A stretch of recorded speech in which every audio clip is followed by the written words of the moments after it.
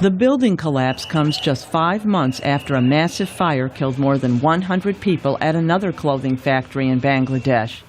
John Sifton, Asia Advocacy Director for Human Rights Watch, says factory owners and the government must ensure buildings are safe. He believes conditions would also improve if garment workers were unionized and could sue for injury. Bangladesh has very, very problematic labor conditions, and part of the reason the workers can be driven so hard to produce good quality product on time, quickly, is because they don't have any rights. Pietra Rivoli, a business professor at Georgetown University in Washington, says legislation is needed to change the conditions in Bangladesh. So is pressure by U.S. retail companies. When it becomes clear that a factory will not get orders unless it's adhering to certain minimum standards, the factories will start to take notice. After China, Bangladesh is the world's second largest apparel exporter. Sifton says Bangladesh pays 3.5 million garment workers some of the world's lowest wages. They come from a low socioeconomic level, and they're not going to argue too much when you offer them a wage that would never be accepted anywhere else in the world. Those low wages and the ability to produce high-quality apparel are reasons garment factories move from one country to another.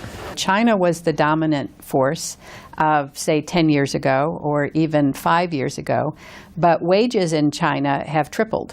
And so garment producers find it much more expensive now to produce in China. And so if all of a sudden it becomes too expensive to pay your workers, then that will be the reason that the production will tend to start to move to lower cost places. Vietnam is an example, Bangladesh is an example, Pakistan, India. Since labor is the single biggest cost, U.S. companies have found it cheaper to use overseas contractors to make garments. That's why Rivoli says American apparel companies don't own factories. Instead, they place orders through a very complex international supply chain.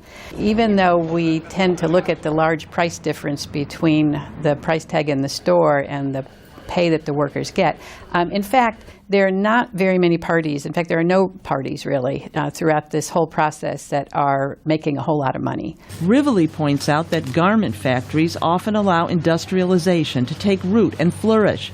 She says it happened in Britain in the 1700s, in the U.S. in the 1800s, and in China 10 or so years ago. Deborah Block, VOA News, Washington.